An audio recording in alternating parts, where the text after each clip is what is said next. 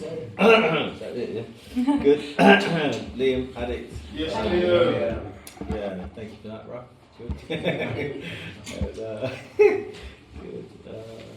Yeah, I mean, I just, you know, obviously I feel a bit nervous and like it's a bit, speaking in public is a bit anxiety inducing, I think, for anyone.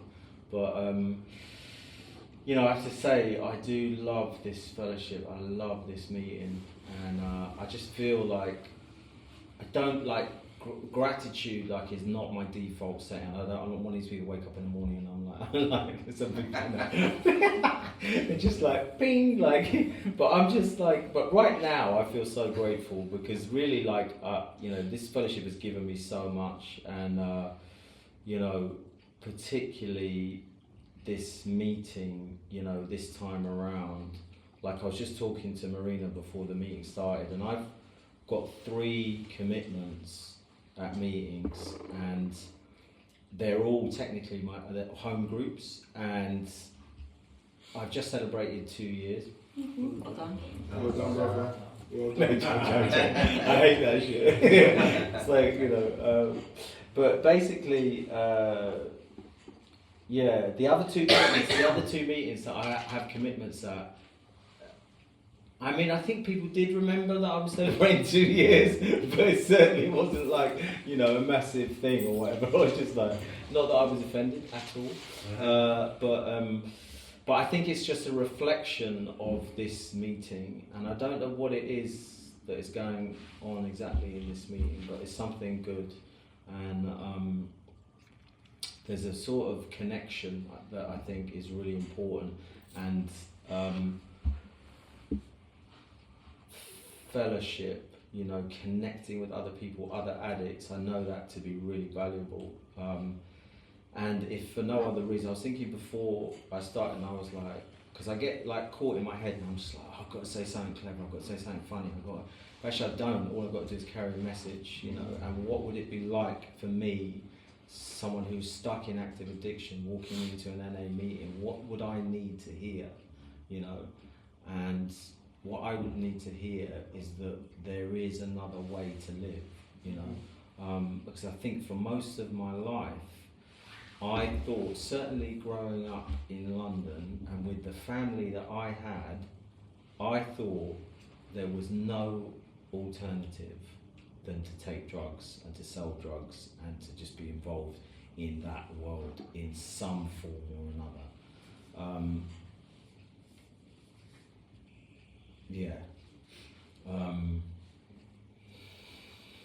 Yeah, so that's what, that's what's available here, is an alternative. You know, I know that if I come here, I don't have to use, you know, and there is a solution. And, you know, I have got a long history with this fellowship, and I know, I won't go into it because I know lots of you probably already heard me share about it already, but, you know, I first came to an NA meeting, my first NA meeting was in 1996, and I've been clean in my life for, I was thinking about it the other day, I've been clean and sober for 22 years of my life, right? And so now I'm only 2 years clean. So if you do the maths, left me with a period of clean time of 20 years, right? And you know, that's a long time. It really is a long time, you know. And like I say, when I was, before I got into recovery, like I can remember like talking to people, and I didn't even know what NA was. I didn't even know what the 12 steps were. I didn't even know what a treatment centre was. People used to say, oh, where's blah blah? And they'd be like, he's in treatment. And I'd be like, huh? Like, he's in what? And I thought it was like a spa resort or something.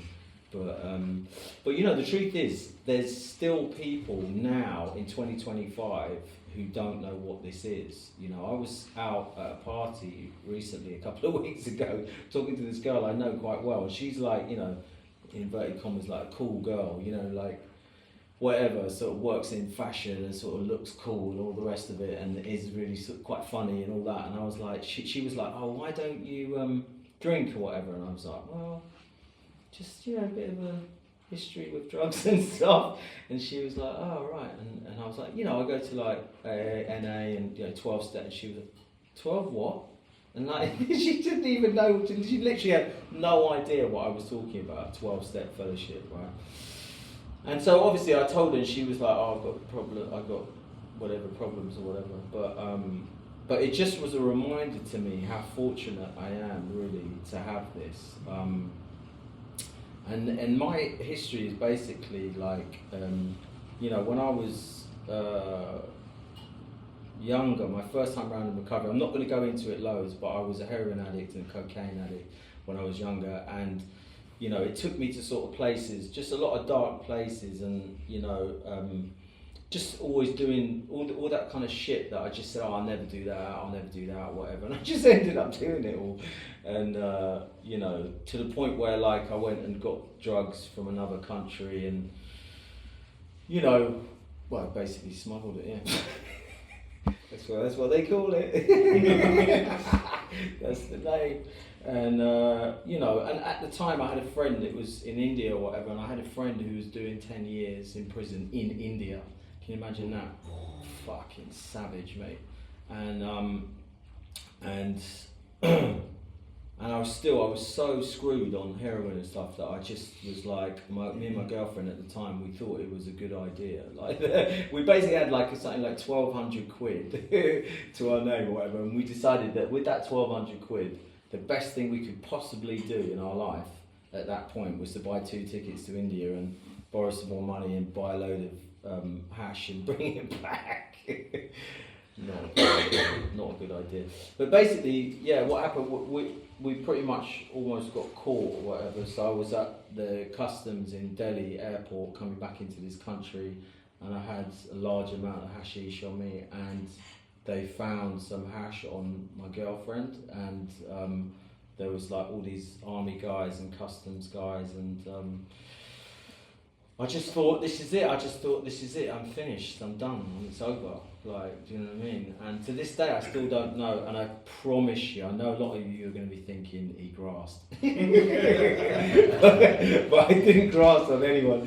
And basically, there's just some miracle happened, and we got kind of waved through, like in Star Wars, you know, when he says like, these are not the droids you're looking for. Like, you know, there was just some weird shit that went on, and they just kind of waved us through, and they didn't fully search me or whatever, and you know, but that was a real wake-up call, do you know what I mean? I was just like, I remember coming back to London, and that's when I first found out about the fellowship, and I met someone on Portobello Road, and they were like, yeah, we go to these meetings and stuff, and they just look so like fresh and clean, and like literally clean, like you know, like they'd actually had a wash and stuff, and it was amazing. And I did stop using then. I carried on using for quite a while after that, and but eventually I got into the fellowship, and yeah, and I stayed clean for a long time. I stayed clean for a very long time, and just sort of like, I'm just going to mention this because I don't normally talk about my work, right? But like something, I was having a conversation the other day with my therapist, and the thing is, I'm like creative, right? So I work in like theatre and film and stuff like that, and I'm writing a play, right? And I was talking to my therapist, and I was describing the characters in this play that I'm writing. And I was like, yeah, this is basically the play's about addiction. Cheat code. And I was describing all the characters, and I was like, the dad's an alcoholic, the mum's an opiate addict on prescription pills, the brother's addicted to weed, the daughter's a heroin and cocaine addict. And then he was like, you do realise you're describing your family, don't you? And I was like, oh fuck! Like, you know, and it was like this sort of moment of just like, shit, he's right, you know, and that is the reality, you know. So in some ways, like, you know, I think in terms of like addiction, really, I never really stood a chance, to be honest with you, because my family is just riddled with it. Yeah, my dad's not here anymore, but he, like I say, he was an alcoholic. My brother's been smoking weed every single day. He's older than me since we were like 12, and my mum is 84, and she's currently addicted to prescription opiates. Do you know what I mean? That's the reality of my family at the moment. So yeah, anyway, so why was I saying all that? I don't know.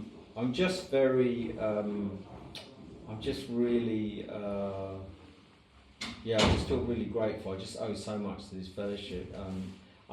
Basically, the way my journey took me was, having stayed clean for obviously quite a long time, was that, I don't know, I guess a lot of shit happened in my life or whatever, and I just, for whatever the reasons were, I drifted out of the fellowship and I ended up using again. And on my last relapse, I stayed out there for 5 years.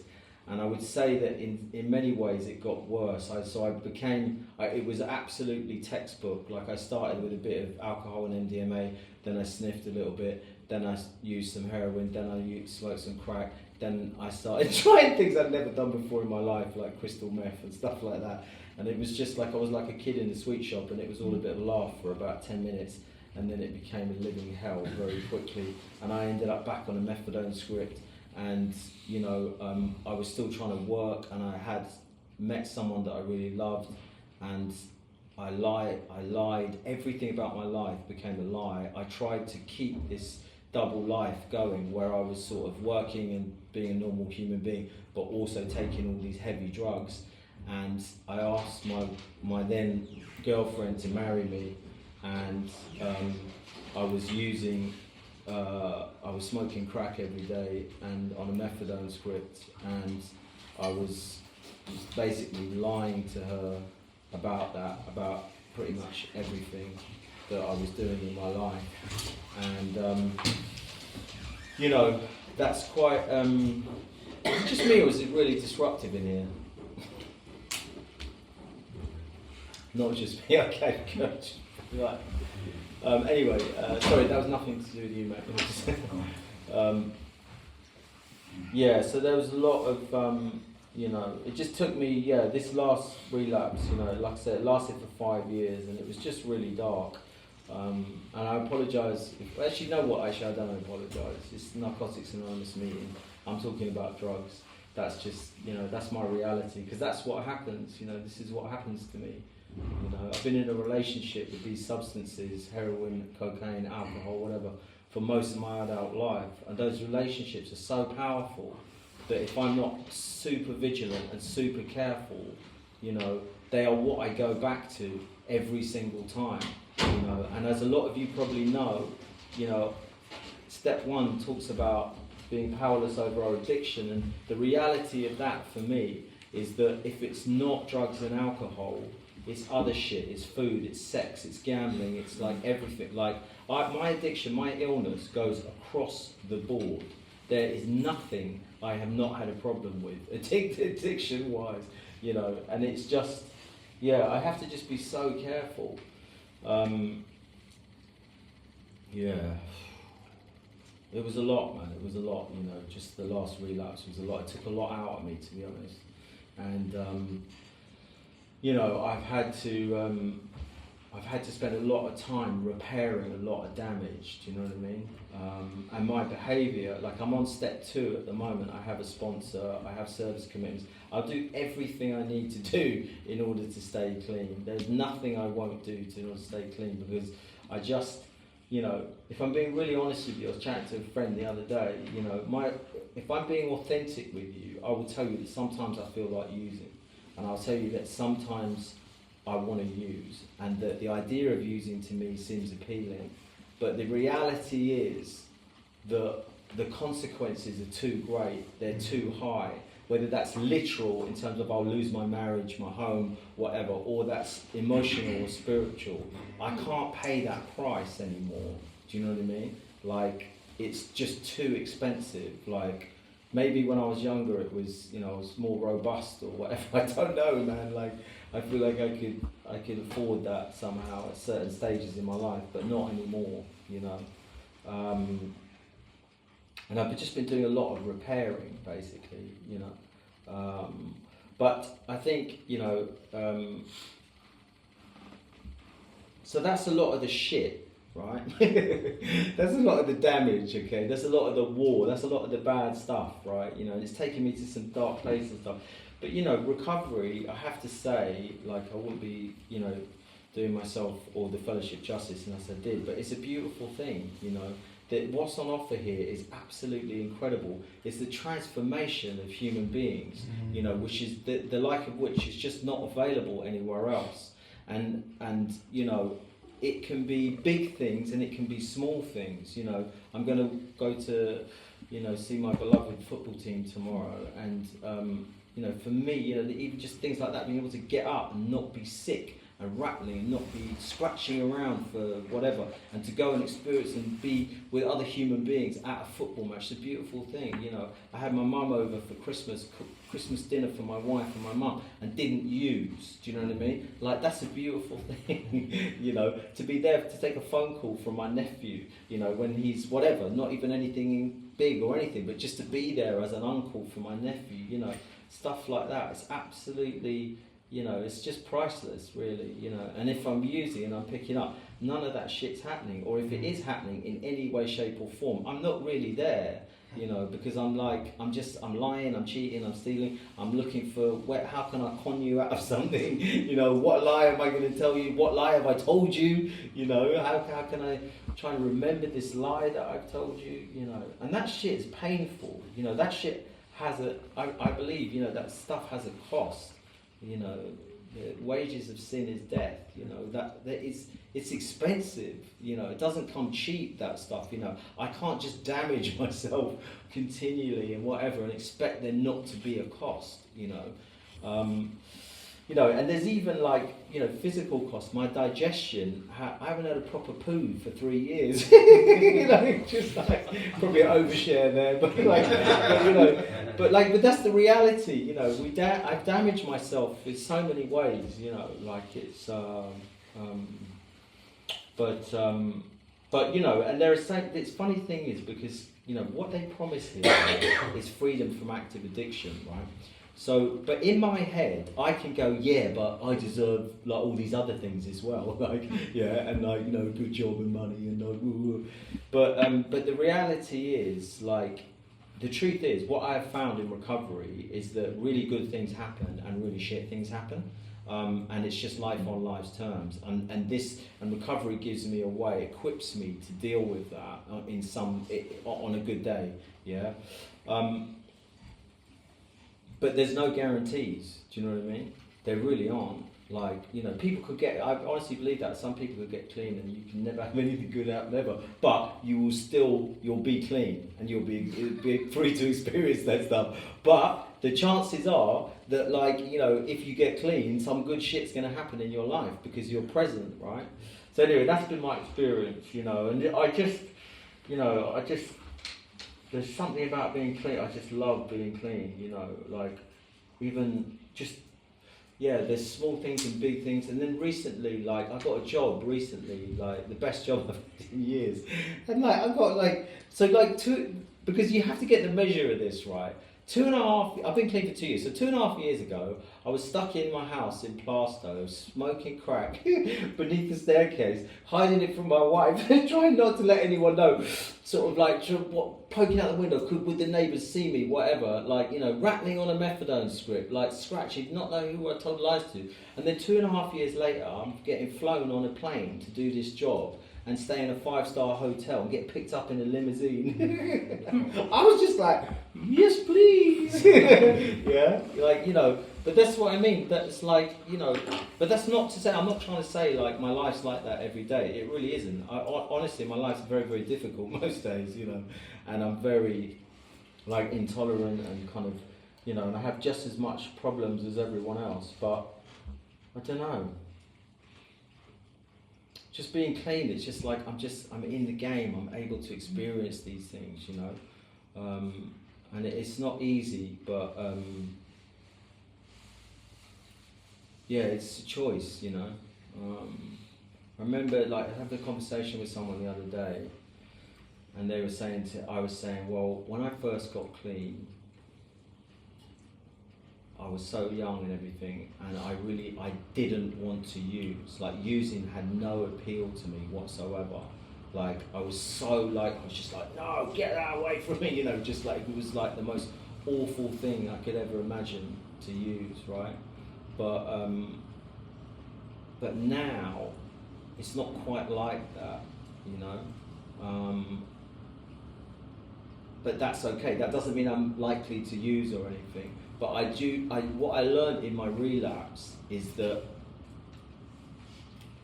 I believe that this is a choice, you know? Like, I think when I first got clean the first time around, like, I was so young, I got really caught up in it, and I got really like, this Brave New World, and, you know, NA, and like 12 steps, and like, you know, that stuff's all real and it's all true, but it's like, but the truth is, underneath it all was a choice that I had made, which was to do something different, to attack life in a different way, you know, and I'm choosing to do that again now, you know, and I do believe, and I say that because I think it's important, I know it's important for me, like, that, you know, using, it's, you know, you heard people say it before as well, you know, it's one bad decision away, do you know what I mean? Okay? And it is like that, you know. I used to sit in meetings and I say, I'll never use again. Why would I use? I did, you know. You never know what's what, but I do know that now it's a choice, you know, and I'm just so glad that this is the choice that I'm making, you know what I mean? And I'm not hurting myself, and I'm not hurting other people, you know, because that's basically what happens when I use. But yeah, I think I might just leave it there. Thank you. Thanks.